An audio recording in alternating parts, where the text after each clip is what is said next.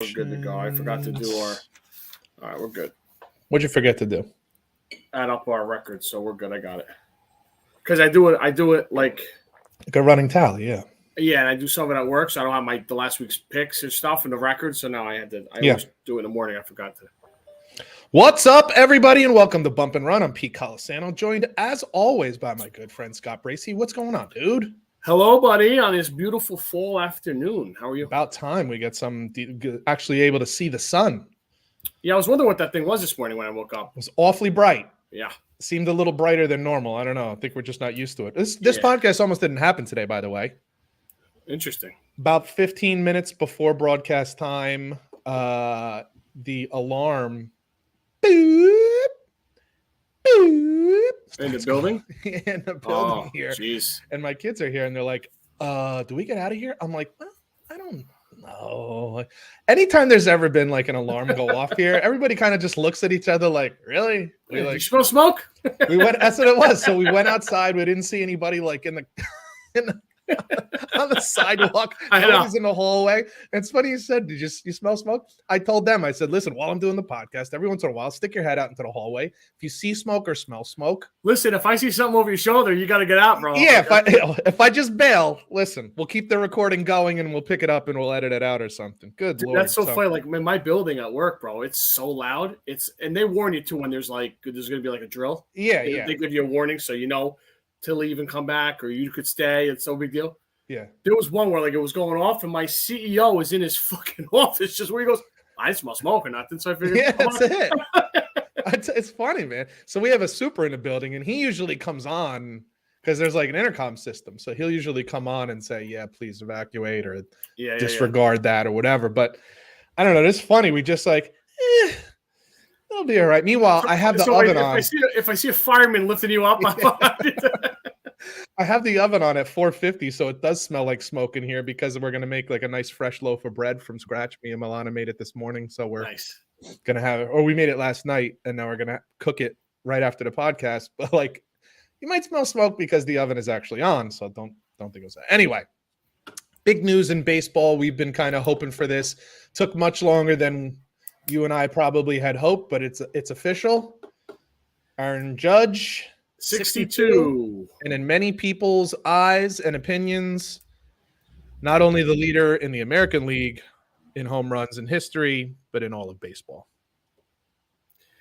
I didn't think he was going to get there. I thought he was running out of steam. I thought the pressure finally got to him. As great of a job he did all year. Dude, he's human. No one can blame him for the Maris family, his extended family, the TV interruptions, the New York media. I was going to say the New York part of, I mean, it's hard enough. Just the feat itself is like unbelievable, right? But then you add New York and just 24/7 coverage. We talked last week and I said 61 had to have been harder because coming up one short is brutal. If you just tie the record, there's no shame there. You know what I mean? So I thought he would relax and get that 62nd, maybe 63rd, but it took a while for him to get the 62nd, but he did. And it looks like that's $2 million. Dude, how crazy is this? This is honest to God's truth. I had a dream the night before that I caught a home run off of his bat, but we were at just like a baseball field, like not a little league field, but like a regular, just, rec field. And I'm looking at I get the ball. It goes over the fence. I was in left field and it goes over the fence and I go grab the ball and I'm looking at it. I'm like, do I get $2 million? Like, who do I hand this to? Or I swear this is what was going on. That's funny. I swear to God. I'm like, shit, I think I just made $2 million. Bourbon the night before, sir? Maybe that was a problem. Maybe too many cocktails. I don't know. But that's good. Pretty cool stuff. You could sense the relief on his face when he hit it and when it was done. And it's good for him. That's a pretty cool thing. Regardless, he's the AL leader, which is pretty cool. Where are you at with this? Like, do you look at him as the all-time leader in baseball, or do you still look at those other guys as being ahead of him? I mean, I think I look at those guys ahead of him because they're still in the record books. Major League Baseball, the commissioner, and no one came out and said anything otherwise than that. However, I think we talked about this last week or the week before. Then make him eligible for the Hall of Fame then. Like, well, you can't have your cake and eat it too. Pick one or the other. Well, they are eligible. They are eligible. They're just nobody's voting. No one's voting for them. Yeah, I mean that's right. So that's where I kind of come down on this. Also, like I just say, I think I'm an asterisk person. I don't know if I'm saying that asterisk person. I think they belong in the book. I can't stand the argument that people make that, well, other people on steroids too. You don't know which ones. You don't know who they faced. We do know that these guys did. We do know that Barry Bonds did. We do know that McGwire did because he admitted it. We're pretty darn sure that Sosa did. These are really not, in anyone who's rational, that's not up for debate. Go show me who the other guys were that cheated. Because number one, they don't have records. And number two, I don't know which pitchers those were. So unless you start pointing them out to me, I don't want to hear that. At the same time, I don't think you can just erase them. But there's a reason nobody's voting them into the Hall of Fame. There's a reason year after year. It's very Bonds, McGwire, Sosa, Roger Clemens. There's a reason they're not getting in. Yeah, there's a reason they're not getting in. And I think that has to be acknowledged. So the way I look at it is like those guys get an asterisk next to their name. And to me, Aaron Judge is the official, legit, legal. We can call him the legal, however you want to, the non-cheating, however you want to put it. But I look at him as the leader. It's funny. You talk about asterisks. Roger Maris had one next to his name for years because he did it in more games than than Babe Ruth did. Right, and then people give Babe Ruth shit because he didn't face a black athletes. Those are different. Weren't the same. Guys are pitching late in the games, tired. Those are different reasons. Like those are not reasons of cheating. Those are reasons that baseball brought on to the league. Correct. Whether it was not allowing black players in or they added games because of expansion, that's not the player's fault. These are different because these asterisks would be earned by cheating. Correct. Like it's a black flag or a red flag, however you want to look at it. And frankly, if you don't want an asterisk, then put a red flag next to it. If that'll make anybody feel better, I don't really care what the mark is. Put a friggin' needle and syringe. I don't care. It should be separate. We all know why those names are there. They're not there without the cheating. Okay. Barry Bonds' stats had been fading and falling for years before he went on the cream and the clear. And Clemens as well.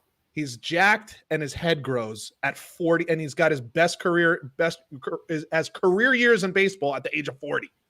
Like, we're not stupid. We know what happened. Whether you people want to say, well, we don't know officially, you may not like it, you may not want to admit it, but so just be honest. Just say these are not the legit records. They're going to stand, but they're not legit. Going back to Judge for a second, I'm very happy for him personally. I like the guy a lot. I hope he signs with us again. Hard not to root for. Yeah. I was at a lot of his home runs this year, which is even cooler. I think it's one of those things they'll do where I think I'm gonna appreciate it more in a couple of years than I am right now. I can totally see that. It's very fresh right now, and just watching games flipping, like Saturday, I'm watching Michigan game, flipping back to Judge, picture in picture, going back. Like, it was very dramatic, very at the end. So in the short term, what'll happen is if he hits like playoff home runs or game-winning playoff home runs, it'll just add to like the legend, the mystique of the season. Yeah, for sure. Yep. And then, for sure, 10 years, 20 years from now, you'll be able to say, oh my God, this is nothing in comparison. But like I tell people all the time, I was at the first ever WrestleMania. Like, who the hell knew? Yeah, I really was at Madison Square Garden. I went with my cousin Ralph, who listens and watches sometimes. At the time, it was the first one. Who the hell knew, it was going to become one of the biggest events in all of and sports entertainment year after year. I didn't know. Nobody knew. It was the first one. And we thought it was just like a one-time event. But years later, many years later now, like I look at, when people are like, oh, did you see WrestleMania or WrestleMania this week? And I'm like, I was at the first one. So it's like cool. Years later, you'll get to say that. And that's kind of cool, man. And especially, if he goes on to have kind of a Hall of Fame career or not. But you mentioned Roger Maris. Like, there's a lot of people that hated him for getting 61. I mean, they really fucking hated him. But now he's revered, way too late, in my opinion. I don't know if he ever felt the love that he deserved. But for sure, years to come, it becomes an even bigger feat. And I think that's part of it too, right? Like, you can we can all you can keep those other guys at the top of the list if you want, but nobody looks at them the same. So it's like you can say whatever you want. The book can say whatever it wants, but we all look at it and say, we all, even if you think they should stay, no asterisk, no marking, no nothing. Even that guy looks at them and says, yeah, but. Mm-hmm. So, and you don't with Aaron Judge, at least to our knowledge, we don't do that. So, and that's. I heard something he gets tested 6 times a year or more than that. Or something. Yeah, so, totally it's. I mean, he's a monster. I don't think he has to. He's so goddamn big. He could. I'd say, man, I see it. My seats are in the right field line in foul territory. When they come out to run during pregame, 5-10 minutes before they stretch, they throw. Dude, he's like a superhero. Yeah, he could swing a telephone pole if he wanted to. Oh my god, man!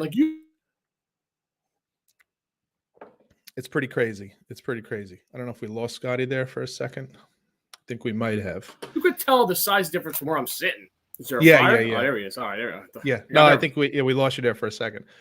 Is there a fire? I gotta worry about that every time. Jesus Christ. Yeah, so very cool for him. And along the lines, the Yankees clinched. They're playing a little better down the stretch than they did certainly in most of August and September. So they're playing definitely better. We'll have some playoff updates as we go here. Game 1 Tuesday night, ALDS. So ready to go. So with that, let's get down to what we really do. Some really cool stuff. I swear to God, I feel like it's like a broken record. We say the same thing every week, but there was some really cool shit in the NFL last week. So let's just get to what happened last week. Let's get to some. Let's kick it off Thursday night. We were both right on this one. I took it. It was my only win of the week, unfortunately. But the Bengals give the Finns their first loss. Yeah, and to me, there's the Tua thing that we can talk about after we get through this. Yeah, we will. Yeah. I thought it would be a little bit more impressive for Cincinnati. And listen, you take a win, you certainly take a double-digit win in the NFL, but it seems to me that and I don't know if this is coach's fault. I'm going to put it on the coach for now. It seems to me that what Cincinnati is right now is kind of they get these big plays or they don't score. They're just a one-play, big play offense right now. Listen, and with the personnel that they have, you can kind of be like that for a short period of time. Yeah, you don't want to live like that. You don't want to live like that. And it feels to me it's there's nothing, boom, big play. And shit. Their O-line looks a little better than it did a couple weeks ago, but they're still not running it with Mixon as well as they want. And, you don't want Burrow uncomfortable back there either. So. Yeah, they need to definitely shore that up. He cannot live the way they've been protecting him lately.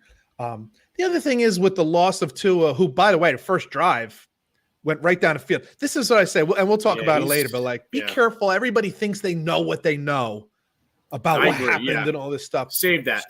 Yeah. Slow down. But the fact that he left the game, I don't know, maybe it takes away a little from Cincinnati. Feeling overly great about it. Yeah. Maybe. But regardless, they did what they had to do. And Teddy Bridgewater's been in the league a long time. He's no slouch. So no. Yeah, and they listen. They picked off Tua before he got hurt. They picked off Teddy. Cincinnati played well. Same guy. It's just Cincinnati just seems like they're big play or nothing. It's all or nothing. I don't know that can be sustained. So they still have some things they need to clean up. The fucking Lions did it to us again, my man. Another offensive explosion. Their defense is a sieve. 48-45, lose to the Seahawks. And Geno Smith, boy, he's proven a lot of people wrong here early. I want to see it, but I was just going to say I'd like to see it over the long haul. But listen, I don't think anybody ever denied that he had some talent, some skill. And let's all remember that he came up with the Jets. So that's automatically – you're given it. You should be given some leeway for having to have dealt with that organization at the time. But here's the interesting stat of the week when it comes to Detroit. They average 35 points a game, which leads the NFL. They also give up 35 points per game, which leads the NFL. Yep. So some of the things we saw on Hard Knocks, maybe they got a little work to do on the defensive end. Yeah. But I tell you what, Jared Goff looks excellent. What's his name? Amon-Ra St. Brown. He's great. He missed last week's game, and so did Swifty. But they're both great players. And still scored 45 points. Right. Jamal Williams is a great backup, and that offensive line. Hockenson finally showed up. Yeah. That offensive line, I'm gonna be straight up with you on this one. That might be one of the 5 best offensive lines in the whole NFL. It's probably right there. Yeah. Holy shit. And God, if that's not what we talk about all the time, suddenly this is one of the highest scoring offenses in the league with Jared Goff at quarterback. Why? Mainly because they got an offensive, they protect him. And listen, he's not a perfect quarterback, right? We've talked about this, but also people say stinks. I say he doesn't stink. He needs some things, mainly protection, but who doesn't, right? Who doesn't like being protected? Tom Brady needs protection too. He's not feeling so hot right now because he doesn't have protection. But I tell you what, you give him some time, he looks pretty good, and they can run the ball too. It's like this team is like hard to stop. Now, can even look and say, who are they doing it against? Seattle's defense looks better than we thought it was going to be. Don't forget they scored a shitload of points against the Eagles' first game of the season, which some people consider the best team in the league, which I'm sure we'll get to at some point. Like, it's a real offense. The defense, oh boy, we need a couple more drafts, yeah, and some free agents. Yeah, it's funny. You could argue, they took Hutch at 2. Instead of taking Jameson Williams at like 14, they should have took another defensive guy because they got all the weapons you need on offense. Yeah, perhaps. But you don't know that Dan and whatever. Yeah, because he ain't even playing on offense yet. Imagine when that fucker gets here. Right. Holy shit, will they be loaded? And I got a question for you. Like, let's say Goff's stats continue and like his momentum continue. Because I actually see a different quarterback. You remember we talked about this a little last year. I don't remember which game it was, but it was the only time we ever saw Dan Campbell like call out a player, and it was Goff, and he said he's just got to play, like stop being timid. And play. And we've seen a different quarterback since then. We see a guy who pushes the ball down the field. He looks good. Would you re-sign him? Is there I saw some people on Twitter, like I said before, like with Michigan. I follow a lot of people from Michigan. They follow the Lions and Riders and fans, whatever. And it's 50-50. It's like you know what? Because he's not the problem, but is he the solution? And they don't know yet. It's like, but dude, you're scoring 38. Come on, bro. You should win. What if? See, this is where, and this isn't for another day off season, of course. But like, let's say you can get him for like 30. Like maybe he doesn't ask. Maybe you can get him for 30 so that you can keep a lot of the other high price talent that you have. Keep other guys happy. Like your offensive line. Instead of 40 or 45, you get him for 25 or 30. Like, anyway, they're a strange team, but I tell you what, their games are fun to watch, man, because it's like Tecmo Bowl. It really is. Anybody still know Tecmo Bowl? Is that too old a reference? I love Tecmo Bowl. Okay, go ahead. Colts owner growing tired with Frank Wright, Matt Ryan, and the Colts as they lose to division rival the Titans. Yeah. What's interesting about this, man, is like, who's more being put on the hot seat here? Is it Matt Ryan or is it Frank Reich? Because it's got to be Frank. I mean, you know what, though? It's hard to say that because has he had 4 quarterbacks in 4 years?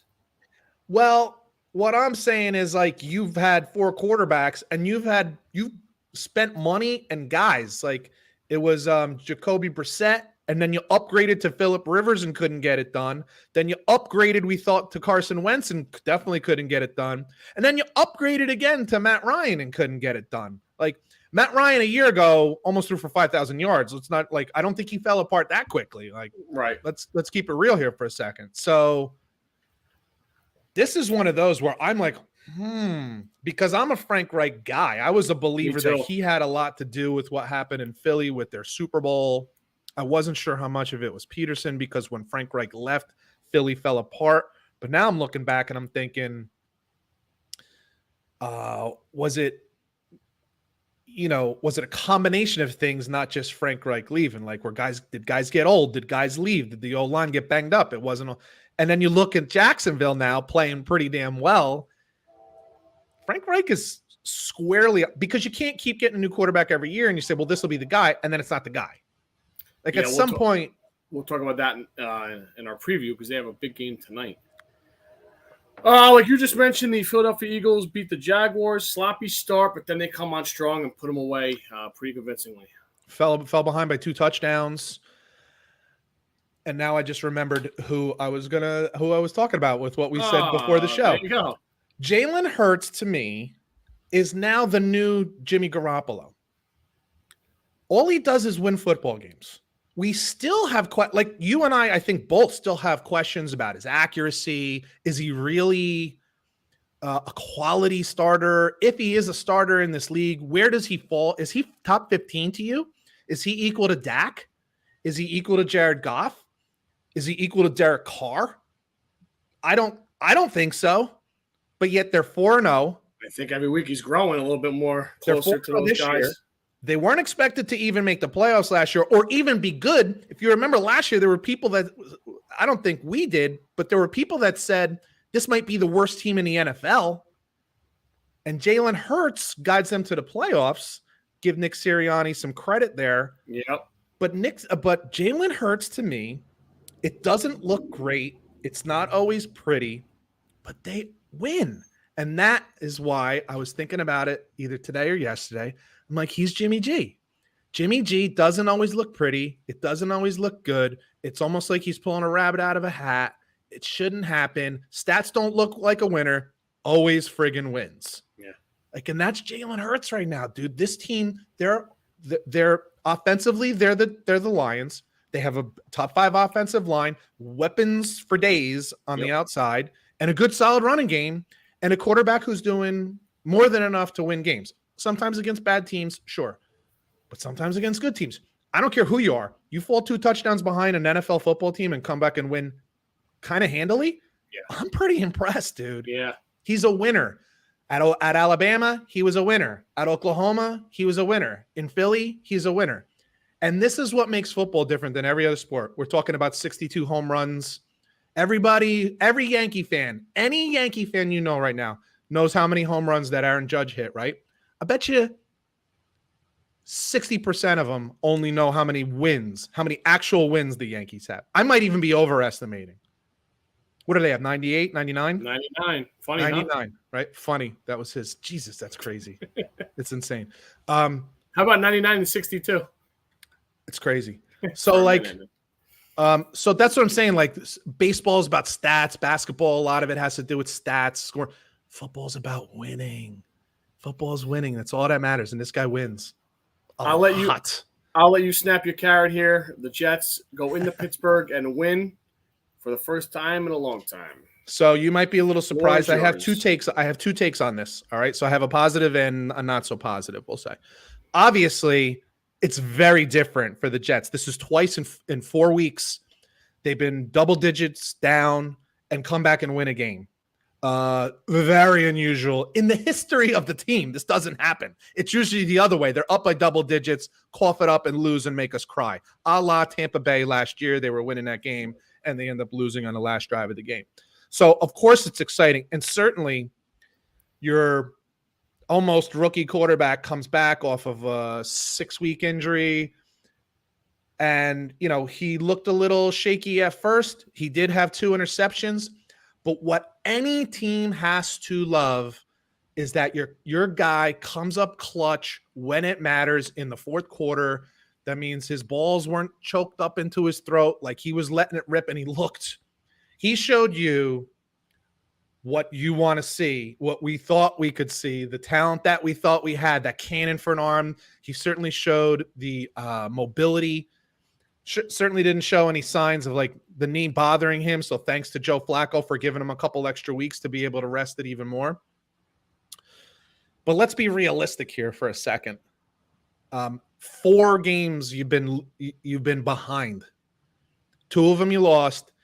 One of them was a miracle come from behind. Yeah, one of them was a kid that came in at the half in his first action in the NFL. So, well, not just that. The other one was like, you know, it's a nice comeback, but like, you can't live like that. Like, you can't expect like this is what you're going to do all the time. You're going to fall behind and then you're going to come back and win games. So to me, it's like a tale of 2 games. Like, yeah, it's great, but how about showing that you're actually a good team or actually an improved team and winning one wire to wire or winning one kind of, we'll say, going away. Like, you won the game's in hand in the fourth quarter. Like, that's what good teams do. So that's the only thing that scares me. It's like, let's not forget their wins, but you were behind by double digits before those were wins in the fourth quarter. Like, that's a problem. So the Ravens blow a 20-3 lead to the Bills. John Harbaugh goes for a questionable 4th down and goal, and Lamar throws a pick. It was the pick that was the problem, right? Yeah. Because if he doesn't throw the pick, then you give him a longer field. Buffalo has the ball on like the 4-yard line or something like that? Something like that, yeah. The pick is the problem. And what's worse, and this is what we've said about Lamar a million times, go watch the film on that play. There was basically like a little rub route by the tight end and then a corner route by the inside guy. He was open. If he throws it on time, he's open, and it's a touchdown. And he didn't throw it on time for whatever reason. These are the kind of things we've said about him. I've said he's improved as a passer this year. I haven't said that in any of the years past. I didn't see the improvement that everybody else was seeing. Doesn't mean I was right, but I didn't see it. Not if there was improvement, it was friggin' negligible. What I see, I see an improved guy now. I see him slinging it around pretty goddamn good. So without him on this team, I don't think they got a single win, because this is not a great football team. It's not. Lamar Jackson carries this team. So and for the Bills, this was a big win for them, because they were like 0-7 or something, or 1-9. I don't know what the hell the record was in like 1-score games. They're like 14-0 in double-digit wins, but like when it's a 1-score game, they lose. They don't tend to win these close games, which we noticed a lot last year. Yeah. So now they got one of those under their belts to see like, hey, we can do this, no problem. So, but they have some things to worry about, man. They cannot live on Josh Allen being their number one running option. It's really unacceptable. They got to find better options there. Agreed. Not good. I don't know how sustainable that is over the course of a season and over the course of like the next couple of years. You know what I mean? Yeah, because your window closes fast in the NFL, and you don't want your quarterback banged up from running the fucking football all day long. So yeah, and what's even more important for them is like Lamar Jackson is a little different. As much as I say he's improved as a passer, if he just had to stay in the pocket, he's not in the top 20 in this league. I'm sorry, he's just not. So I need him running, or at least the threat of him running to be there. Josh Allen is an elite passer. Yeah. Let him pass the ball. I think they have to make some changes. I got to be honest with you. If this is who they are, I don't even look at them as a Super Bowl contender then, because you're wearing out this guy. It's week 4 and he's your leading rusher. It's just no good. I don't think of you as really being a real contender for a Super Bowl. I just don't, because I can't imagine he's at full speed, at full power, at full juice. If we were playing a video game, yeah. And at the end of the season when the playoffs come, like there's just I don't think you can sustain that. I just don't. We were doubting Mr. Belichick beginning of this year, and they go into Lambeau Field with a third-string quarterback and basically go 70 minutes and almost outlast the Packers. What was the score of that game? It's a fun 23-20. Something like that. They kicked the field goal like 4 seconds left in overtime. Their defense is very, very good. Better than I think what we thought, and I think Belichick's still very good, but the Packers hold on. Scary game for me. I had him in the suicide pool, so that was a little nerve-wracking. I already lost one on a fucking tie, so that would have been great to lose 2 on a tie. But Rodgers getting a little better each week with these young guys. The running game's good. I think you're right. I think it's a little better each week. And considering that they have Detroit and Chicago in their division, unfortunately, I think Detroit is still a year away probably from competing for a playoff spot. Listen, I think they're just going to improve. You're seeing them starting to improve, but they're still not great. So I think that's part of it. And then the other part of it is what you said. New England still has a really good defense. It's still Bill Belichick. It's still some talented players on defense. So I think it's a combination of two things why that game was so close. I didn't think it should be that close, but it was. But yeah, it's just a weird situation. As long as Aaron Rodgers is on that team and starting, you got to feel like they're going to end up with a pretty good record. You look at that defense. I don't think it's an elite defense, but it's a top 10 defense. And I have to believe that. Yeah, it's pretty good. This is again what makes the NFL and football different than other sports.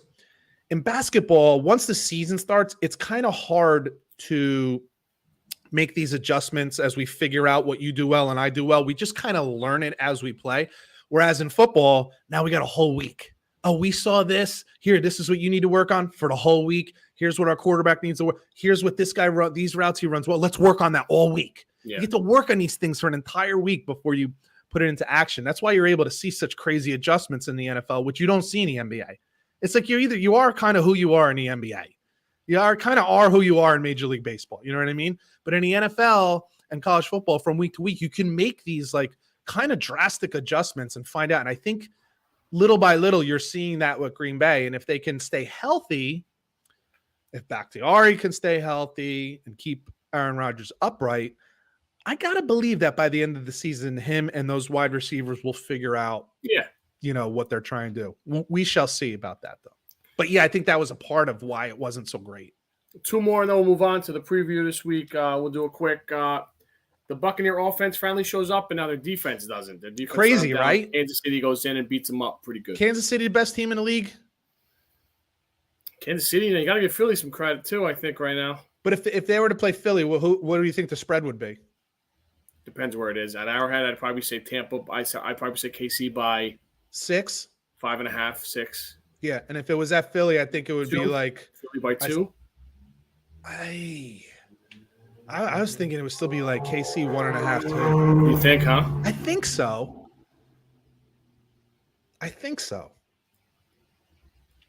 It's a tough one. This year. They played last year. They don't play this year. It's a big win. And if you look back to that, we talked about the Colts game last week. There was that weird penalty at the end of the game with the the ref called a penalty for guy was cursing too much or something like that. It was I don't know exactly. I think it was that he was cursing too much. If that penalty doesn't happen, they win the game. And there was about 10 other things that happened in that game that went the Colts' way for them to win that game. So Kansas City is a really good football team. I think they are more like long-term dangerous without Tyreek Hill, but bringing in the guys they have, because it's really hard. The NFL is all about like matchups and finding who you can double team and then who you can go one-on-one with. And I just don't know right now, if you're a defense and you match up with Kansas City, who are you double teaming, or are you just going one-on-one with everybody? And if you're going one-on-one with everybody, or you're just playing zone, with those guys and Kelsey and Edwards-Helaire out of the backfield and Mahomes, dude, I don't see how you stop this. They're not as explosive as they used to be, although they were pretty damn explosive this weekend. They're not that. They don't have that Tyreek Hill there that's just like a one play, bing, boom, done, home run.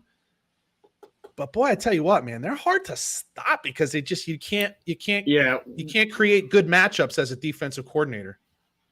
We said in the preseason they knew what they were doing getting rid of Tyreek Hill. They'll figure it out. I trust Reed. I trust Mahomes, and they're right on schedule. So Reed is, other than maybe Bill Walsh, Reed is the best combination of talent evaluator and play caller in the history of the sport. I'm just telling you right now. Like, you could say Belichick is the greatest if you want, but he's terrible in, like, especially on offensive player development and offensive, like, talent evaluation. Guy hasn't drafted a wide receiver in 20-something years, like, of any value. Andy Reid is a master at drafting the right guys, bringing in the right guys, teaching the right guys. Oh, by the way, they got who's the Spagnuolo on defense? Yeah. I think he's smart as shit. I don't know if he and this is why I think he's smart. I don't know if he gets any offers for head coaching jobs, but I think he looks at it as like, because he's been one before, and it's like, I got the greatest job in the world. Yep. Andy Reid's got the head coaching deal. I got Patrick Mahomes on the other side, so we're always likely to win. I just need to hold the fort down. Why am I leaving? I got chances to win the Super Bowl every year. Some guys get it, dude. He's one of them. You know what I'm starting to think? I think Dan Quinn might be starting to lean that way too. Why would I put myself through a head coaching job again, where I'm running a sick defense here? I got to modernize at Lawrence Taylor here. Like, I don't know, man. Like, we don't know, but I'm sorry. If I was him, I'd be thinking that I should put. Like, I'm like, you know what? Yeah. I work for Jerry Jones. $8 million. Yeah, but you know what? I could go to Jerry. Like, you give me $5, I'll stay. I'm with you on that.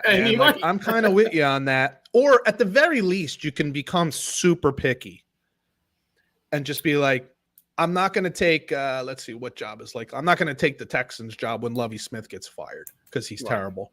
Like, I'm not going to take, I'm not taking the Carolina job because they don't have a quarterback. Unless they get the number 1 pick in the draft. But let's say the Chargers come calling and he gets a great OC, and you got to think about it then, right? Down, bro. Yeah. You got to think about it. That's what I'm saying. You get to be really picky. You know, what if Cliff Kingsbury gets fired? Do you want that job? I don't want any part of fucking Arizona. No way. I don't want any part of Kyler either. Go ahead. What do you got? Last one. Niners impressed Monday night. The Rams have a lot of issues, and their offensive line is the top of the list. If Kansas City isn't the best team in the league, I think San Francisco is. They have very few holes, and it really comes down to their defense. I'm a Jimmy G guy because it's about winning, dude. It's about winning. This guy's been to an NFC Championship and a Super Bowl. He looked the part this week. He looked like the Jimmy G that we've seen, not the one who stepped out of the end zone the week before. That was as dominating a performance, I think, as you're going to see. They're elite, and they're still missing like 5 starters. George Kittle hasn't even got off yet, so they're going to work him into the offense. He's on. I think he's on a milk carton. Yeah, so they're going to start getting him more involved. And what's interesting about him, though, I don't know how good of a blocker Kelsey is. I think he's a pretty good blocker. Kittle is one of the best blocking tight ends in the league. So even when he's not catching balls, he's still doing an amazing job. I don't think he's worried about it because he got paid, so there's nothing to worry about that there. But they'll get him more involved because he's a tremendous receiver. So they'll start doubling Debo and doubling Ayuk and stuff like that, and they'll get Kittle. I mean, Jimmy G loves Kittle, so it's not like he doesn't want to throw to him or anything like that. I think they're just waiting for the right time, and they will. It's a very dangerous team, dude. Jimmy's not going to win every week. He's not elite. He's not top 5. Maybe he scratches like top 12, maybe. But what he does is he wins. So what you don't get is like the 35-10 win. But you get win after win after win after win after win, and then every once in a while you lose. They drop a stinker to like Seattle. Yeah, that's what you get. But as far as their team, and once the playoffs get here, I'm sorry, man. That's a really good football team. That is a really, really good football team. Very physical on defense. Week 5 preview. I can't believe we are a quarter of the way through. Right, happens fast. Bananas. Tonight. Matchup of the horses, the Indianapolis Colts go to my Denver Broncos, and I don't know what the fuck to think in this game. Who's Denver? Who's playing? Colts and the Broncos? Colts, yeah. 2 teams with issues, like real issues. And what's funny about this is it's almost a snoozer, but it's interesting only because we expect more from both. Well, that's what it is. And you're not getting much from either. It's the disappointment bowl. Yeah, it kind of is, but somebody's got to win number 1, and you're hoping is somebody going to step up? I like that this game's home for me, to be honest with you. Sure. No Jonathan Taylor, but no Javonte Williams. He's out for the year, which fucking drives me nuts. What was the injury that he had? Was ACL and LCL. Yeah, he's fucking cooked. Yeah. Melvin Gordon can't hold on to the football. I'm hoping they get a little fucking stick him on him tonight because he's gonna get the load. Judy and Saunders, they're good players. You got to give them the fucking ball, Russ. Stop pump faking. Stop fucking around, dude. Throw him the ball. Russ is limited. What Russ does well, what Russell Wilson does well, he does really well. But he's not Drew Brees. He's not Peyton Manning. He's not Tom Brady. And what he does well, he's not doing anymore. The scrambling, the running, the taking off. Himself. You could see it. You could see him thinking. So I think here's what's going on. Mark Schlereth was on TV, I want to say yesterday.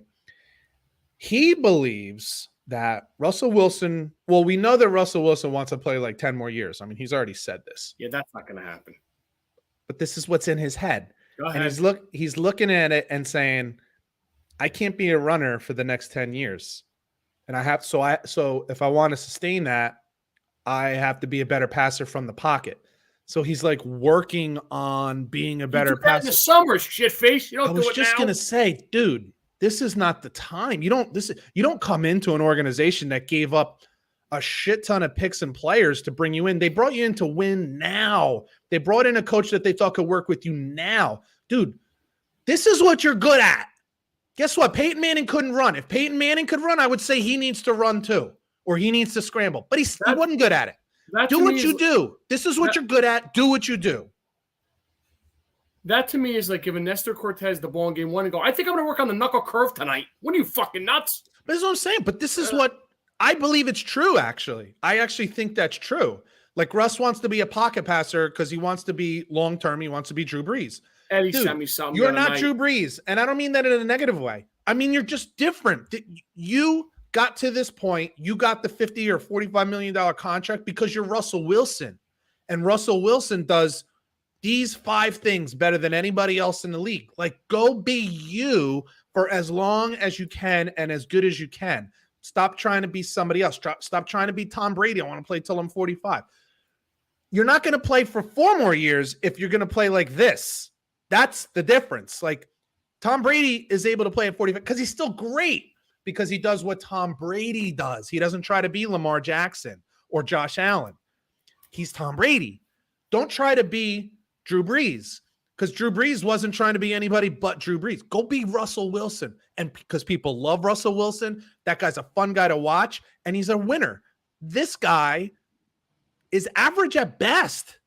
Right now, he's the 4th best quarterback in that division, and I can probably name, I don't know, 6 or 7 quarterbacks in the AFC alone that are playing better than him. Eddie sent me something the other night to bust my balls. He's like, well, what the fuck happened to this guy? I go, yeah, leave it to the Broncos. This guy is starting to lose his mind, and they go give him they give him $200 million. Yeah, I don't think this was Broncos. I mean, maybe it is. I don't know. Maybe they're like, no, we want you to stay in the pocket. Yeah, we want you to play here forever. I don't know. No, I know, but I'm just I don't know. I think it's a Russell Wilson thing, but he needs to just go be Russell Wilson. That's the best advice anybody can give him. Go be Russell Wilson. Don't try to be anybody else, dude. For the first time in the history of the London games, there's a matchup of 2 teams with a winning record. And I never thought the New York Giants would be included in this, but they are. They both 3-1 Giants play the 3-1 Packers. I think this is a bad matchup. I totally agree. For the Giants. Yeah, I totally agree. I was there last week. I tell you, Wink Martindale, he's got the defense playing. They have a bunch of no-names on that defense. He's got him playing. No doubt. But their offense, man, Barkley's gonna. They got one quarterback. Is he even playing? I mean, is Jones? I don't know. Jones his playing? Ankles. His Jones. I don't know. If he is, he's not going to be great. Because Rashawn Gary and friends are going to be up his ass in that backfield. There are 2 records in this league right now that are total mirages. There might be more, but these 2 are total mirages. The Giants being 3-1, yeah, and the Chicago Bears being 2-2. Like, these are not great football teams. No, Galladay still does not have a touchdown. Like, it's scary to me. Like, I don't even know how many catches he has. It's handful. Crazy, dude. This is not a good football team. It's a bad matchup. The only thing that the Giants have in their favor is that, like we said earlier, Green Bay is still kind of trying to figure out their way on the offensive side, passing to new receivers and stuff like that. But yeah, I can't imagine. It's all been a mirage. It's all been a mirage for the Giants. So I don't see this being a good one for them. Although I don't have them as one of my picks. The 2-2 Chargers go to the 2-2 Browns. God, I almost picked the Browns in this game. I don't know what to think about this game, dude. I have no feel on this game. Well, because the Chargers are still the Chargers. That's the problem.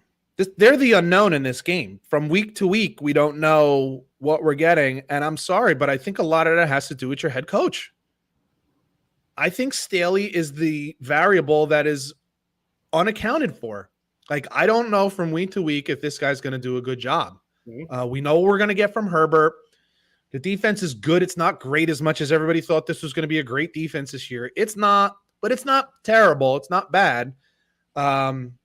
The real variable is Staley. I don't trust him. I don't think he's very good. And if I was that owner, so this is a very different situation to me than what we saw last year with, say, like the Texans.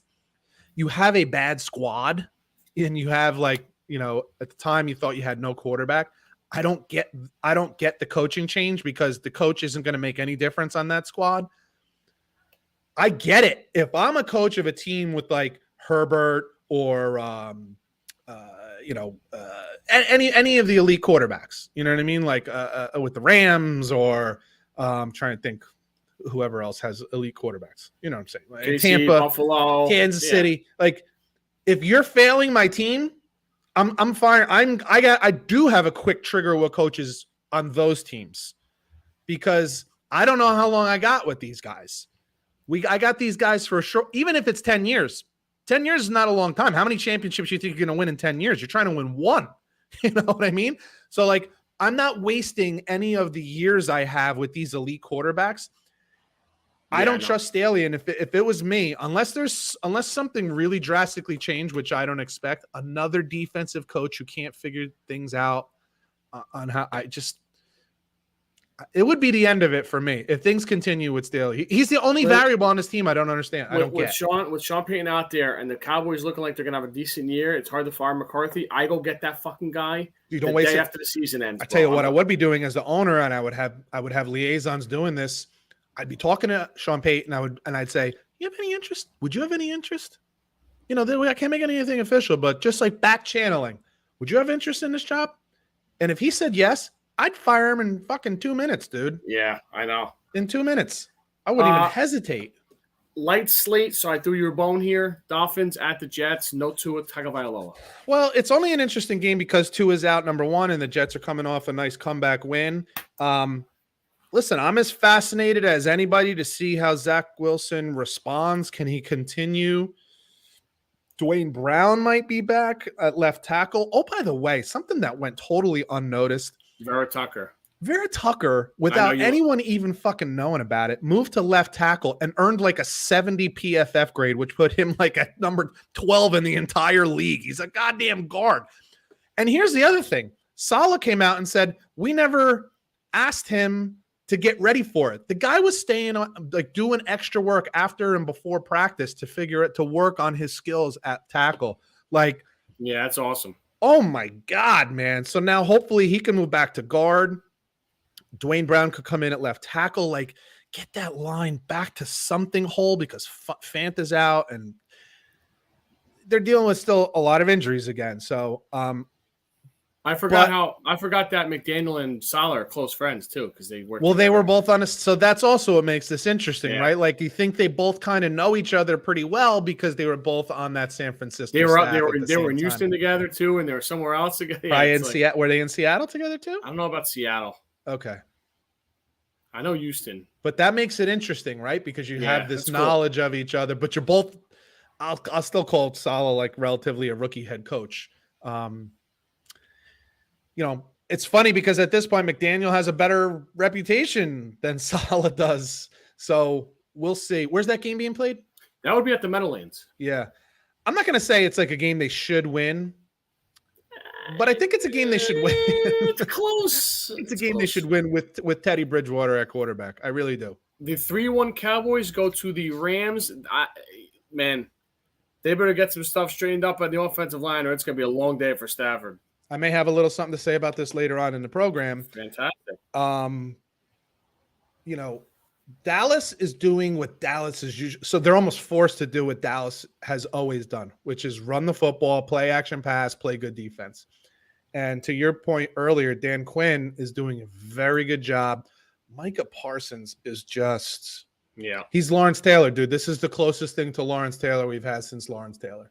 Like he's just that freakish and that unstoppable a force and does so many goddamn things. It's ridiculous. And it's so fun. I was at the Giant Bear game last week. I was talking to a couple of guys at the tailgate and I'm like, I love Patrick Surtain. I love him. But man, to pass up on Minka and I wanted him. I'm like, oh my God.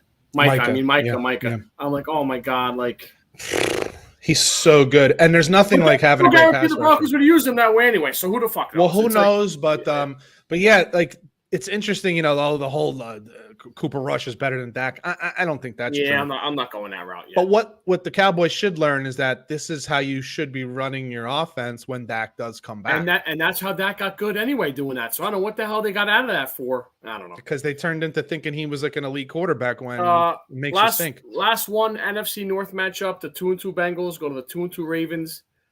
This is a big game, dude, because we don't know a lot about either team yet, and it's now that whole division's 2-2, except the Steelers are 1-3. So there's a lot of time left. But think Mike Tomlin wants that USC job now? No, I don't. I think now. I think they probably should have started with Kenny Pickett though. Trubisky looked terrible. Well, I don't know. We'll see what Kenny Pickett ends up looking like. He wasn't. But they blow the doors off anybody last week. They have problems on the O-line. Man, I tell you how much they do. That O-line is bad. How much TJ Watt means to that team because it's not even. Dude, you're not even kidding. Yeah, it makes a big difference. Yeah.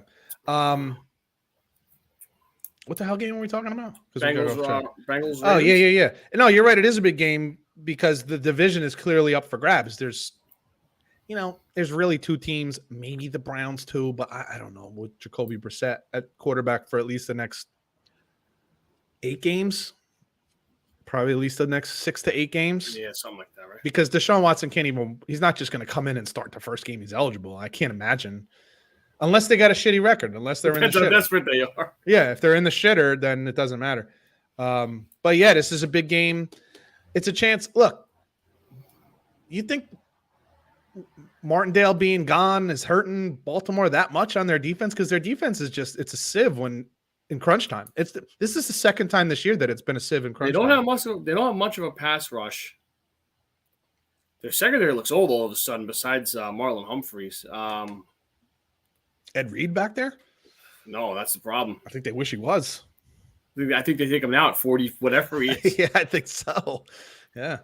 They drafted that guy at Notre Dame who we like, Kyle Hamilton, and I see him getting burnt all over the fucking place. Yeah, he's not exactly playing awesome.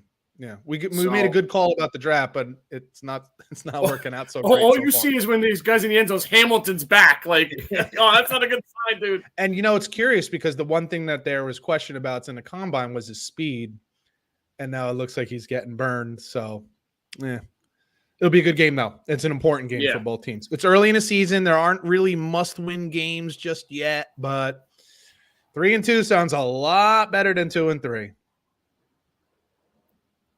I'm actually watching the replay of the Bills-Ravens game now on TV. Oh, Tua Tagovailoa, my friend. Let's hit this for a minute. There's no way. No one looked out for this kid, dude. Okay, I think I got a different opinion on this than everyone else on the planet. So go ahead, though. I'll let you start it off. I say no one put. Okay, I see what you're going to say. No. Go ahead. They could be isolated incidents. One might not have anything to do with the other one. But, dude, you said it last week on the podcast when Ross Tucker was on DP. I never fainted or passed out when my back hurt. So yeah, I never shook my head. We kind of have to look at something with our eyeballs here. So something was going on with Tua's head that day. Oh, yeah, for sure.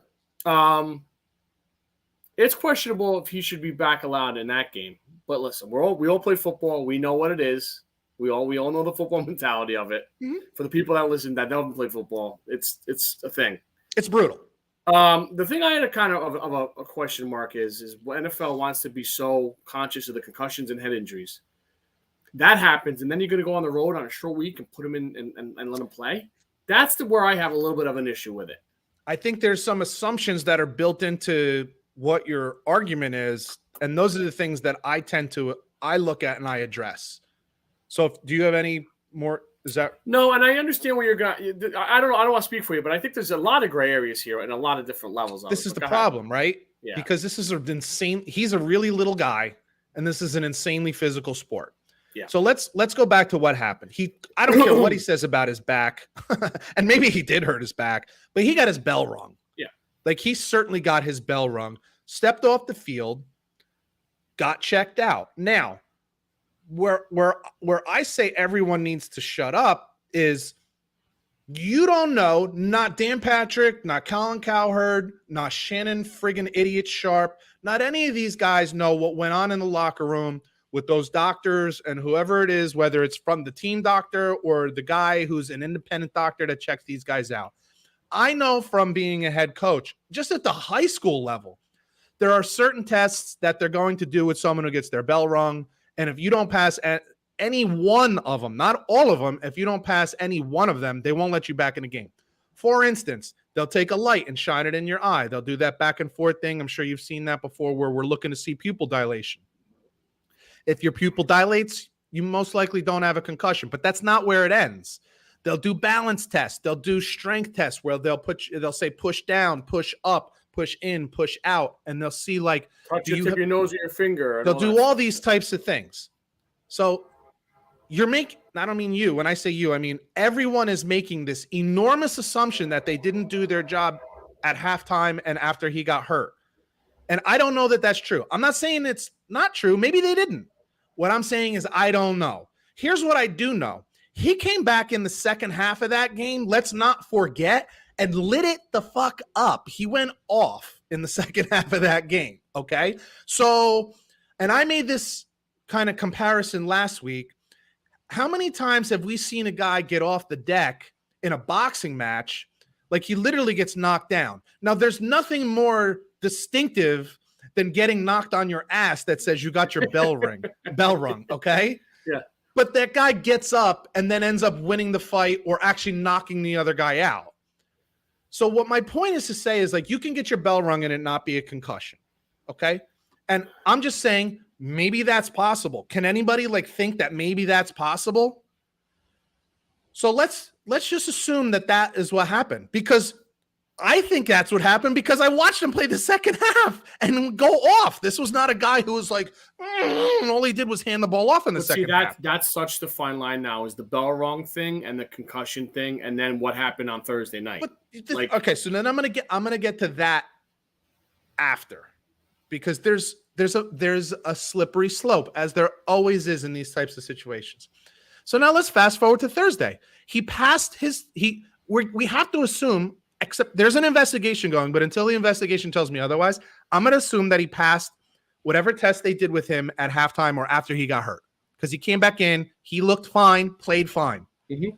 They tested him according to the team. Now, you don't want to believe the team? You don't have to believe the team. But until I see otherwise or hear otherwise, I'm going to believe what I hear, that they tested him every day before the game on Thursday. And he passed concussion protocol, even though they're saying he didn't have a concussion. They still tested him for concussion protocol for those 4 days, including on game day.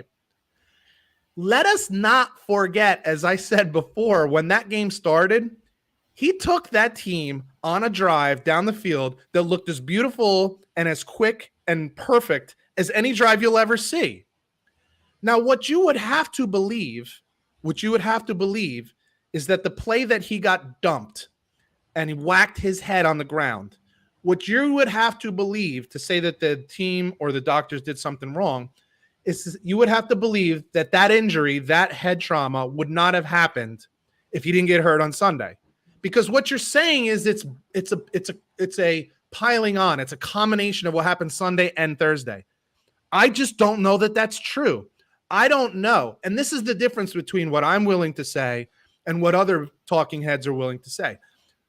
Everyone else is will say, this is what happened. You don't know that. I'm telling you, I don't know what happened.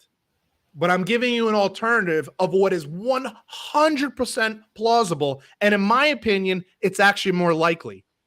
Because I watched him get pulled down and whack his head on the ground. And I watched his fingers like curl under. Yep.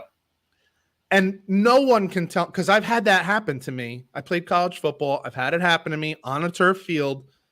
No one can convince me that that would not have happened if he didn't get hurt on Sunday. So he gets hurt on Sunday, played just fine, played fantastic in the second half, got tested every day up into the game, played great in the beginning of the game, showed no signs of injury, and then got whacked in a way that, to me, anybody would have gotten a concussion on that kind of play. And anybody would have. And you're so old. You had the AstroTurf back on that day, right? Yeah, dude, it was rough. It was hard. It was like the real old school like cement. The real tear your ACL. Oh, yeah. Yeah, it was rough.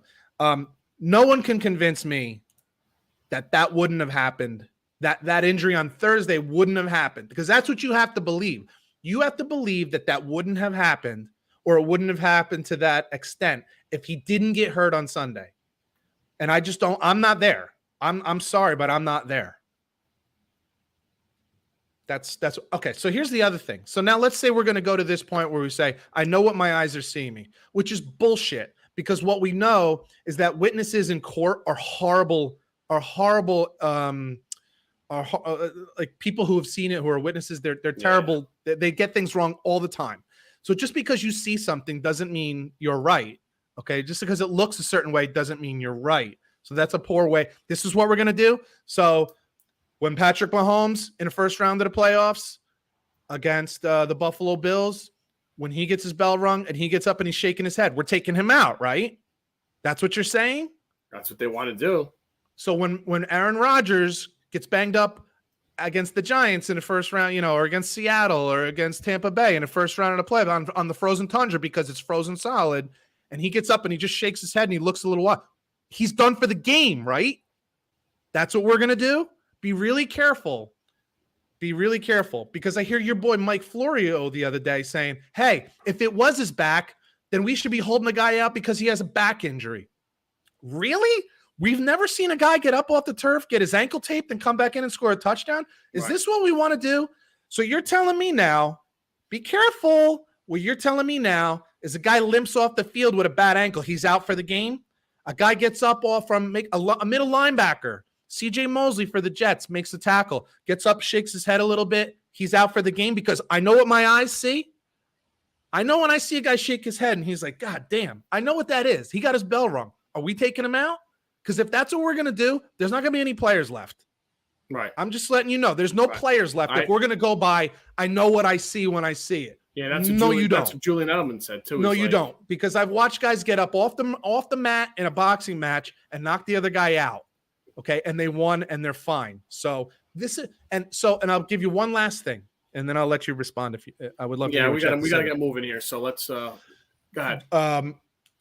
Joe Burrow was on Colin Cowherd's podcast, not on his show, on his podcast yesterday, and his response was really, "Hey, we all know what we're getting into here, okay? Exactly. And we're all 100 times, and we're all compensated really well for it."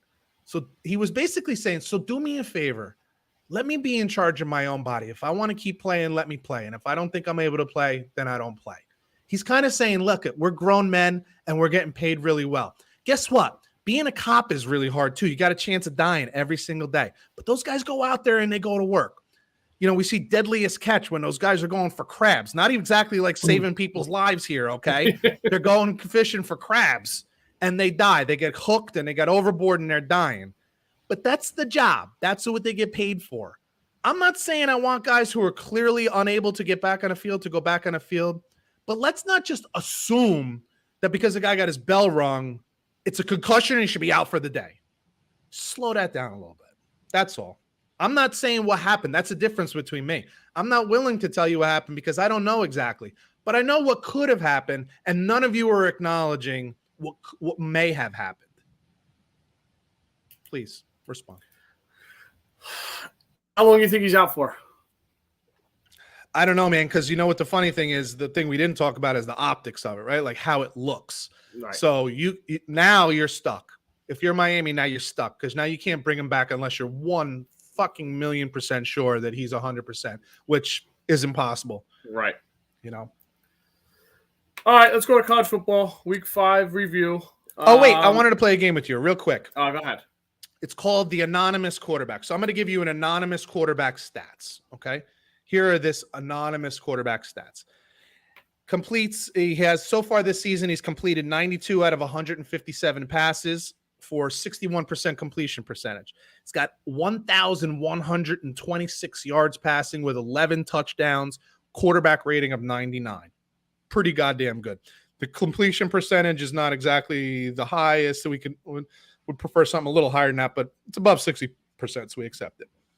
So I'm going to give you another quarterback. I'm going to give you a few of the top quarterbacks in the league by reputation, and we'll compare the two, okay? So this quarterback is 97 of 146 as compared to 92 of 157. So he's got a little slightly higher completion percentage, 66%. But he's got also slightly fewer yards, 1,106 yards. He also has 11 touchdowns and 2 interceptions, and he's got 108 quarterback rating. Take a guess who that is? Jared Goff? Close. Patrick Mahomes. Patrick Mahomes has just a slightly better completion percentage than our anonymous quarterback, less yardage, same touchdowns, basically same interceptions, slightly higher quarterback rating, probably based on the on the completion percentage. Okay, here's the next one. This one's big numbers. 113 completions out of 168 passes. So this guy's really lighting it up. 67% completion percentage. 1,227 yards as compared to 1,126. He's got 100 extra yards on with almost 20 more passes. Actually, with 21 more passes. Okay. 10 touchdowns, 3 interceptions. So, like, our anonymous quarterback has one more touchdown than this great quarterback with 101 rating, which is virtually the same. Our anonymous quarterback has 99. Want to guess? Well, there's a quarterback who's thrown a shitload of passes so far. Josh Allen. That was my second guess. Josh Allen. Okay, this next one. 106 out of 155 for 68%, which is better completion percentage. Plus, got more completions, more attempts, but he's got less yards, 1,058 yards. He's only got 6 touchdowns, but only 1 interception. He's got a 98 rating, which is 1 lower than our anonymous quarterback. You know who that is? Tom Brady. Tom Brady, good call. The 6 touchdowns gave it away, right? Mm-hmm. Yeah, because they can't score much. Okay, so fewer attempts here. 89 out of 129 for 69% completion percentage. Only 935 yards. 6 touchdowns, 3 interceptions, which is unusual for this particular guy. Herbert. Aaron Rodgers. You know, I didn't put Herbert in this thing. I probably should have looked at it. Well, he missed the game too, so it's a little. You're a good call. It would be a little. And your last quarterback that you can guess, 80 out of 131. So fewer attempts, but fewer completions. Same completion percentage, 61%. Only 980 yards. He's only got 4 touchdowns with 1 interception. Got a 91 QBR, but we consider him one of the best in the league. Maybe until this year. Russell Wilson. Okay.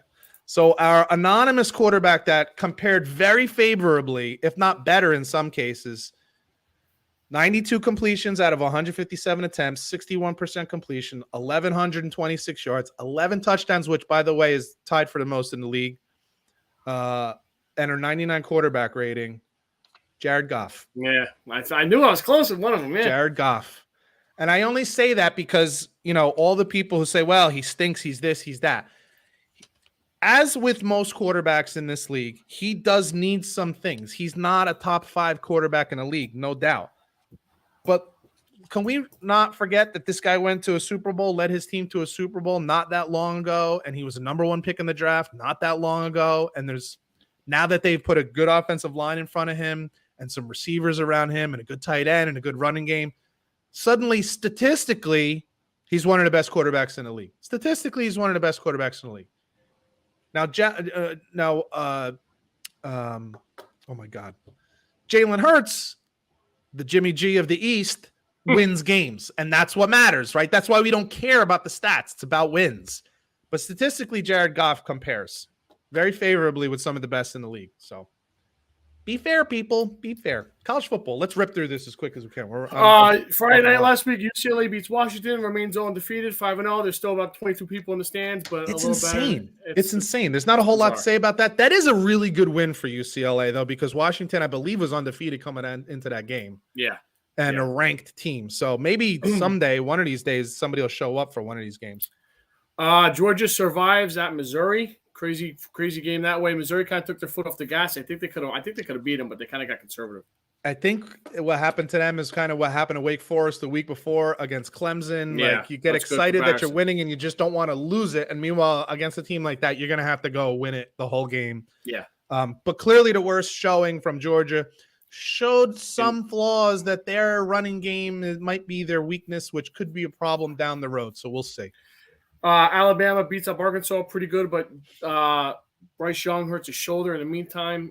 That could be worrisome, but the backup looked like he didn't miss a beat. So yeah, well, you could expect that from Alabama, right?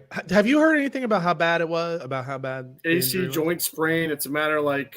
My guess is he'll be back at some point, regardless whether it's this week or next. Yeah. We'll see him again. Alabama just is a machine. It is what it is because Arkansas has been playing as good as anybody, beating teams and looking good and playing good defense, physical. Alabama's Alabama, dude. It is what it is. You know, maybe they're not as explosive this year, but I wouldn't want to play them. You're fighting Lane Kiffin, squeak by the Kentucky Wildcats. Nice win because Kentucky's a real football team. Kentucky had the ball down the stretch, driving with a chance to score, and there was a fumble. Who knows what would have happened if they didn't fumble? Was it a 3-point game at that point, or it's a 4-point game? Yeah, it was a 3-point game. So Here's what I'll say. I think these are two good football teams. I think I think what we both thought going into this game is what we still think coming out of this game, that these are not flukes. These are two pretty good second tier, not the elites, but really good second tier football teams. I'll say like a New Year's Day bowl game teams, like not playoff quality teams, but I think both of these teams will end up playing on New Year's Day. Peach Bowl fucking game. Yeah. Guy, question I asked you last week, is Mike Gundy underrated? They go win the Baylor and smack around the Baylor Bears. Smoke them, right? Like, yeah, so even more so underrated. Because did you even hear anything about that this week? Like, that's a big win. That's a really good win. Absolutely. I totally agree with you. Yeah, I think I think he's a really good coach, and I think that's a pretty good football team. And what's more impressive is from week to week and certainly from year to year, they're doing it different ways, which I always like to see. That's very Belichickian, we'll say. How about that? We'll keep it in the same state. Oklahoma stinks. Dude, we both did a shit job on these particular picks. Our reasoning was valid, and the picks were brutal. This is, as I gotta be honest with you, you'd be hard-pressed in the last 20 years to find a loss as bad as this one coming off a loss. It's probably fair. Definitely fair. That's since early Bob Stoops, probably through late 90s. Maybe. I mean, he was pretty goddamn good right away. I know. I agree. I don't know who was before Stoops. This is a bad loss, and I look at the game this week. They're playing Texas, and I'm like, I don't know. And they don't have a quarterback. Their quarterback's out. I would have thought this week was the payback week, but then they got smoked. So how could 2 weeks? Yeah. And Texas isn't lighting on fire either. But Wake Forest gives your Seminoles their first loss. Wake Forest is a good football team. I was a little surprised because I thought Wake Forest had kind of given it everything they had against Clemson, and I thought maybe get a little letdown this week. Nope. And like I said to you, my concern was I don't think Florida State is quite there yet, and I still say Florida State is not quite there yet, and I would almost probably bet against them this week if I didn't like them so much. Last one for me, the 5-0. Listen, clear out your ears. The 5-0 Kansas Jayhawks. Unbelievable. And they will be hosting College Game Day for the first time. Incredible. 2 questions. Number one, was it 2009 was the last time they were 5-0? Yeah, that's what the big guy, right? Mangino was the coach, and they had. I think you're right. Yeah. And number 2, who's going to be the guest picker in Kansas? On ESPN? It's got to be Bill Self. It's got to be a Kansas legend, right, or something like that. They got to. So who is it? Bill Self? Bill Self for like. I heard somebody say on DP they were asking for Paul Rudd. Paul Rudd. Because I don't know, he's either from Kansas or went to Kansas University. Oh, okay. That would be fun as shit. That would be fun. I agree with that. But yeah, it's a great story, man. Listen, how crazy is this? They basically need one more win to be bowl eligible. I mean, that's all you got to do. I know. Just to be bowl eligible is a huge step. Now, if they just won 6 games, I think they'd be disappointed after a 5-0 start. But listen, let's not forget, I think it was Oklahoma last year that Kansas kind of had Oklahoma on the ropes. Was it Kansas or was it? They beat Texas on the road last year. They beat Texas. Yeah. And then I think they had Oklahoma on the ropes, but ended up losing the game. So like that head coach, is this his second year there? Lance Leopold, yep. Second year. So yeah, he was there last year when there was clear improvements. Yeah. And they're saying Wisconsin's going to come calling. Yeah, it's funny. So this is the question always, right? Like you build a team. It's not like Kansas is a school that doesn't have money because they have basketball money. Do you stay or do you go to Wisconsin? From Kansas, you go to Wisconsin.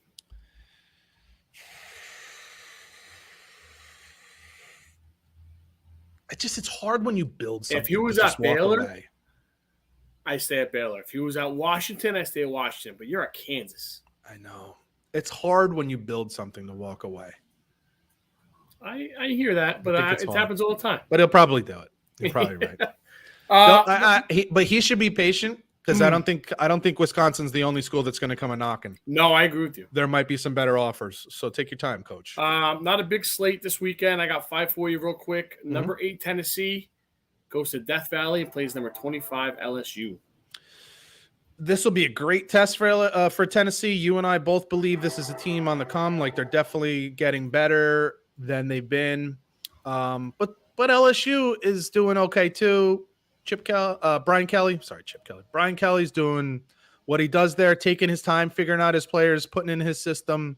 They're winning games. I would think Tennessee should win this game if I'm going by like where I think each of these teams are. But that's a tough place to play. Quarterback, they're running him more than throwing him. It's a tough place to play, but they should win this game. We just talked about it. 17 TCU at number 19 Kansas. Is it TCU who just smashed Oklahoma? That's who just beat them, right? And Kansas was lucky to get out of there last week. I think the Iowa State kid missed 3 field goals. Yeah. So we'll see. TCU looks like they're back on track to what they used to be without Gary Patterson. Interestingly enough, I thought that was interesting that they let him go, or not wise, but it looks like they're doing okay. Listen, there's tons of money down in Texas, and with that NIL stuff, you can improve your team between NIL and transfer portal. You can improve your team pretty quick. I don't know how they did it or what they did. Doesn't matter anymore because anything goes. So they're clearly an improved team. I would expect them to win that game. Kansas probably gets their first loss. The 3-2 bowl, the Red River rivalry, Texas at Oklahoma at the Cotton Bowl. I tell you what, man, this is as much of a coin toss as there is in college football. Like, what are you getting? You got to suspect that Oklahoma is going to show up with a little more vim and vigor just because it's Texas. But quarterback, got nothing to lose. I don't know. But you got a defensive head coach, and your defense is worse than it used to be when it wasn't that good in the first place. Like, correct. Brent Venables might be calling Clemson soon and seeing if they'd be willing to take him back. I don't know. Number 11 Utah at number 18 UCLA. Let's get that thing filled up even a little bit more this week. Come on, guys. And you got it right. UCLA's still undefeated. You got what is Utah? Number 14 team in the country right now? 11. Come on, show up. I may have a little something to say about that game. Ooh. And last one for me, again, that we were looking forward to all season, has kind of lost a lot of luster lately. The Texas A&M Aggies go to Alabama. Yeah, well, listen, even before there was like the juice between Jimbo and Nick Saban, these guys always like had some battles, going back to Manziel beating them, and it's always kind of a battle. So the Texas A&M problem is they can't score. Their offense is not great. So they got some issues there. Yeah. So I suspect Alabama will win this game by double digits, but they always play them tough. It is what it is. The game's in Alabama. It's in Tuscaloosa. Yes, sir. Good luck with that one. Night game too. See ya. Good luck with that one. Real quick before we go to bets, I just want to acknowledge Wisconsin fired head coach Paul Chryst. Yeah, I think it's premature, but I feel like there's something else going on there. So this is now the 5th coach that was fired before week 6. Is that a new trend now? Because everyone wants to get involved. Nebraska fired Frost. Arizona State fired Herm. Georgia Tech fired Jeff Collins. Colorado fired Carl Durrell, and now Paul Chryst. Everybody wants the longer time to get the research done for a new coach. Is this the new thing? I don't know. To be honest with you, I get it with all the other ones because those were crumbling programs. Like all of those programs were clearly going in the wrong direction. That's a good point. Paul Chryst's record is he's 64, 67 and 26, and he's 6-1 in bowls. That's what I'm saying. At Wisconsin, and it's not like this is a trend. They were 9-4 last year. Harbaugh's record in Michigan's terrible in bowls. Like, I feel like there's something else going on here. Like there's receipts and pictures with red balls in his mouth or something. Because the other thing that's weird about this is he takes a short buyout. He was owed $20 million buyout, and he takes 11. Either 9 or 11. That does make sense. And I'm just like, why? Why would you do that? In fact, the Wisconsin AD came out and said before the settlement, he said, "There's no way we're paying him the whole. There will be an adjustment to that." Wow. And it's like, what is going on? So I'm sorry. And then I heard today that there might have been some mutual interest in him not being there anymore. I don't know if it was NIL stuff that he doesn't like, or there just was some things that he wasn't happy about. I heard something about 2 years ago or something that he was having trouble getting money for assistant coaches. And that's not the only program in the Big Ten that I hear that about. Really? Yeah. Michigan State's one. Which is crazy to believe. Then you give Mel Tucker fucking $95 million and he's getting blown out I mean, come on, guys. Let's be logical here. It's another team we didn't even talk about. They stink. And now you're stuck with this guy. I might have something to say about them in a couple of seconds. You might, right? I just found this curious. I was on some of the bulletin boards and I saw people calling for his. I'm like, he's 2-3. Yeah, it's some bad losses. Clearly, it's a down season. But like, look at his record, man. He's never won less than 8 games, and that was only one time. 10 or 11 game, wins multiple times, and last year was 9-4, totally like a respectable season. And like you said, 6-1. Like, do you forget that you're Wisconsin? Like, you're not Ohio State or Michigan or Florida State, Miami, Alabama, even Auburn. Come on, man. Like, you're Wisconsin. But to just play devil's advocate real quick on that, they have been pretty mediocre for like the last 3 years. How could you say they're mediocre when they got a record? Last year they were 1-4. The last time they had a – go ahead. In the Big Ten West, they should win it every year. I just don't think that's fair. Like Nebraska, it's Iowa, Wisconsin. Northwestern, Illinois. Iowa gets no respect? Iowa's only been in the Big Ten championship once or twice.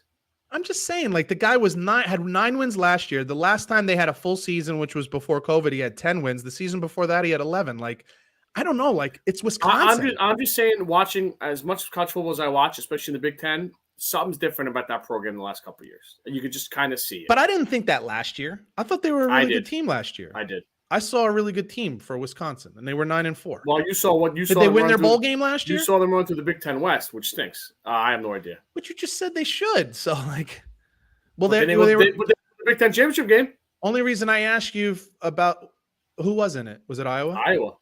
Yeah, and Iowa was like 11-1, and they got smoked. Yeah, they did, but I'm just saying, like, it wasn't like Iowa was mediocre. Iowa was 11-1 last year. I mean, before the Big Ten championship game. I'm just saying, it's not like they didn't, there wasn't another team on the other side there. I'm just saying I could see where they were coming from if they wanted to make it. That's all I'm saying. I asked you about how they did in the bowl last year was because he's got a 6-1 record in bowl games, and I just didn't know if last year was the loss. No, I don't think it was. But I don't think it was either. But that'd be hard. You lost your ball last year. See ya. Like, what the fuck? As I'm saying, All right, let's gamble. Music time.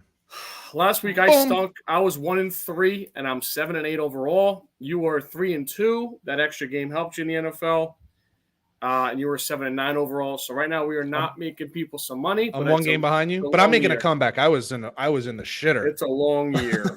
I lost a game by 2 points. It's fucking yeah. I'm gonna start you off here, my friend. Please, you sound excited. I'm gonna go. I got 2 Big Ten games here. Shocker to nobody. Of course you do. Maryland's been playing great football. Really good football for the Maryland Terrapins this year. Big win last week against a bad Michigan State team at home. This game feels like the line should be a little bit higher to me. Purdue Boilermakers going in there with a new improved run game for the Boilermakers, which this is a Purdue team that took Penn State to the brink, right, in the beginning of the season? They got a big win last week at Minnesota. Everyone was kissing babies in Minneapolis. I know. Something's telling me Purdue here +3. Ooh. Give me the Boilers. Nice. I'm going to take it out west. I think the crowds at UCLA finally bites UCLA in the ass here as a really good football team comes to town. And I think we're getting a bargain of a line here, because I think the UCLA record is a little deceiving. Some of those games are against some pretty rough teams. Yes, they did beat Washington, which is a nice win. Utah is a very good football team. Utah's a very good football team. And if you're telling me that there's going to be like 10,000 people at this game, Utah might bring more than 10,000 people alone to the game. It may, and it's seriously no bullshit, may end up being a home game for Utah if you just go by crowd. Give me Utah minus only 3.5. Now, I wish it was 3 instead of 3. I don't love the extra hook there, but I think this could be a double-digit win for Utah. This is a really good football team. So give me Utah minus 3.5 over UCLA. I agree with you, which means UCLA by 100. You're probably right. Oh, my God. I'm going to a little stinky town in Michigan called East Lansing. Uh-huh. It does stink there. MSU is one of the worst secondaries maybe of all time. Oh. You know who's coming into town there? Who? The number one offense, the Ohio State Buckeyes. Ay. The top O in the world. They could put up a 50 burger. They're laying 27. I'll almost give you 40. Oh my God. Ohio State will smoke Michigan State. I saw that one, but I was like, damn, that's a lot of points. But it wouldn't surprise me in the least if Ohio State covers that spread. I'm gonna give another one where I'm just like, I think this team is not getting the juice that they deserve. Maybe because they're coming off a loss, or maybe because of the name of their team. But give me Kentucky -6 over South Carolina. Now, I started the season off kind of praising South Carolina and their head coach, but they have not looked great. So I guess this game is in South Carolina. I guess that's why it's only a 6-point spread. South Carolina has shown me nothing to make me think that they can compete with Kentucky, who has beaten Florida, who had Ole Miss on the ropes at the end of that game. And you're a South Carolina guy. This is what I'm saying. Like, I've been in, so you should listen to the show. I know. I just agree with you. I was, and now I'm off the South Carolina bandwagon. I'm on the Wildcats bandwagon. Give me the Kentucky Wildcats -6 over a stammering, struggling Gamecocks team. I just wanted to say that. I saw the Bears live last week, as I mentioned. They're really good. I have one word for it. Oof.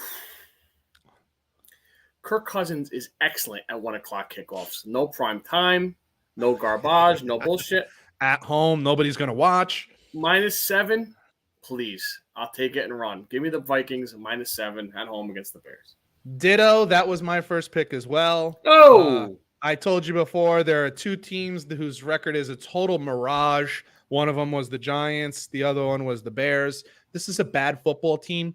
Cooper Kupp has more receptions than Justin Fields has completions by like 5. Okay, it's not even close. He's on pace to have like 140 completions for the season, which is friggin' embarrassing in 17 games. This is a bad team. I told you he was a bad quarterback.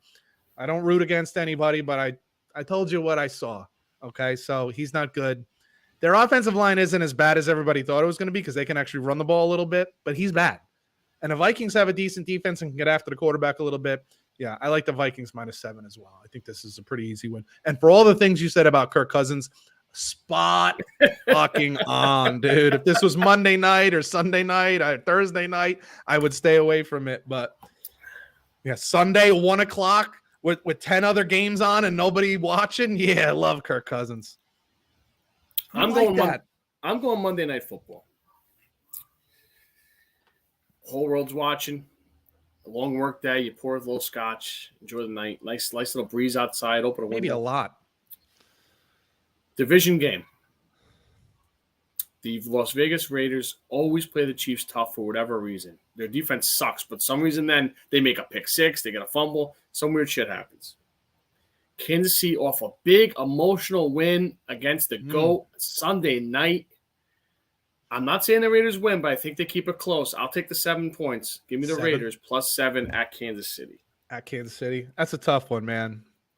Only because Kansas City can put up so many points, but you are right about that. There are some teams that just match up for whatever reason. They match up, so we'll see what happens about that.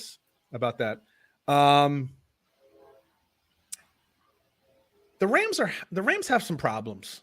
They have some systemic problems, and some of those problems are exactly what we were a year ahead last year when we talked about. Well, we definitely were a year ahead because they won the goddamn Super Bowl last year. When we talked about the fact that they're very top heavy, and if they came across some injuries, they're gonna have some problems. Well, there's been some injuries and there's been retirements, and this is now what's interesting is this is a team that has real issues, but they're still winning games, and that's a credit to Stafford, that's a credit to McVay, and a credit to Cooper Kupp and some of these stars that keep things together. But this is a struggling offense, which is crazy to say with the Rams, right? Like this Rams team, they can't run the football. Stafford's got some interceptions there. We got the elbow issue from who knows if that's still sticking around. And like you said, that Cowboys defense is playing really good. I don't know how many points they're going to score, and I don't know that they're going to win the game. But I can't believe I'm doing this because I didn't think the Cowboys were that good when the season started. But I'm going to take the Cowboys +5 against the Rams. I think, and I wouldn't be terribly surprised if they won this game outright. I can't believe I'm saying that out loud, but I wouldn't be surprised. Wow. I'm not saying they will, but I wouldn't be surprised. Maybe by field goal, 21-20, 24-21, something like that. 24-17. The Rams struggle on offense, dude. They just struggle on offense, and now you got a good team coming in with a good pass rush. Give me the Cowboys +5. Hey, you want it? You got it. You want to recap yours? Yeah, I will. Purdue Boilermakers +3 at Maryland. Ohio State -27 at Sparty. The Vikings -7 versus the Bears, and the Raiders +7 at Arrowhead. Yeah, for a guy who hates Ohio State, you really bet them a lot. You know, this is a fucking thing, right? Let's try to jinx him. Christ. Only you were that powerful. I got Utah in college football. I got Utah -3.5 over UCLA. I got the Kentucky Wildcats against an overrated South Carolina team -6. I got the Vikings as well -7 against the Bears. And I don't know. I must be losing my mind. I got the Cowboys getting 5 points against the Rams. The bourbon is strong today at the Caliciano house. The case, man. Jesus Christ. I don't know what I'm thinking there. 82 in the books, my man. I got 5 for you. All football players again. Number 5, 2-time Super Bowl champ, 2-time second-team All-Pro, 5-time Pro Bowler. Former Cowboy and Jaguar wide receiver Jimmy Smith. Number 4, 2-time All-Pro, 11-time Pro Bowler. Maybe one of the best tight ends to ever play the game. 2012 Walter Payton Man of the Year. Most career games by a tight end. Former Cowboy tight end Jason Witten. Number 3, 2-time All-Pro, 3-time Pro Bowl, 1980s All-Decade. One of the best executives for the Browns and Ravens. 2-time Super Bowl champion there. Fantastic drafter. College and NFL Hall of Fame tight end Browns tight end Ozzie Newsome. Number 2, GM. 2-time NFL champ, 3-time All-Pro, 6-time Pro Bowl, 1950 All-Decade.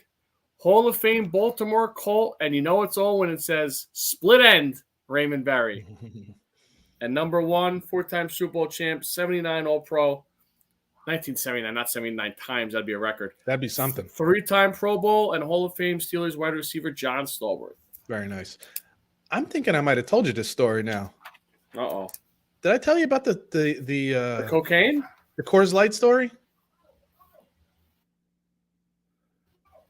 I didn't tell you the Coors Light story? My house or something. I don't think so. Go ahead. Okay, so imagine you're driving down the highway, and you kind of look to your left and the over the divider, and you see nothing but a sea of silver bullets. Oh, the accident. A Florida highway had to temporarily close Wednesday after a semi-trailer carrying cases of Coors Light crashed and turned the roadway into a silver sea of beer cans. I wish you could, dude, this. I wish you could see the picture, man. There's literally beer cans, like there's hundreds and hundreds of cases strewn all over. Are we allowed to go free picking there? Like, okay, so this is where I was going with this. I wanted to ask you, like, if you were there, right? And you know how it is, like if you're on the other side of the road. So let's say it was like a metal divider instead of one of those like cement ones that are hard to climb over, like just a metal divider. Everybody's rubbernecking, right? You got to see like what the hell happened. So like you're going to slow down and find out, holy shit, there's a sea of steel like all over aluminum, but it looks like steel. Like there's just Coors Lights everywhere. I'm asking you, would you stop and maybe just jump over and grab a few? Oh, you froze at the wrong time. Did you hear me? I said, what? I said, would you stop and jump over and just grab a few? Listen, I think that's such a cheap thing to do, but it's so tempting to do. Like, I think I would. I think I wouldn't. Here's why. I don't even know if I would drink them. I think I would grab them. Maybe I'd like grab 3 and just like I'd have 2 on my shelf. Like, oh my god, as a memory of like, remember when we were in the park? Maybe a little dented or like scratched up and shit. I gotta drink one, and then maybe I'll grab 2 of them. I'll drink one and have one on the shelf as a story, you know? Because I'm like, I wish you could see the picture. If you guys get a chance, and this was before the hurricane came, so this was just a car wreck that happened in late September. Wow. I wish you could see the picture because I'm telling you, there's got to be thousands of. I mean, it was an 18-wheeler that got in an accident and basically cracked open like a beer can in the side of it and just laid beer cans and case, those Coors Light cardboard cases. They're just all over the place. It's amazing. Look that one up. Florida Coors Light truck accident, whatever. You'll see what I'm talking about. Pretty wild. Wow. I think that's what I would. I don't know if I would do it because I don't know if I have the guts. I tend to be like, nah, I'm not gonna do it. Yeah, but what the fuck you doing, bro? Like, yeah, just throwing it in park so I can get a couple. I know. Cans. I see an 18 case. That's like.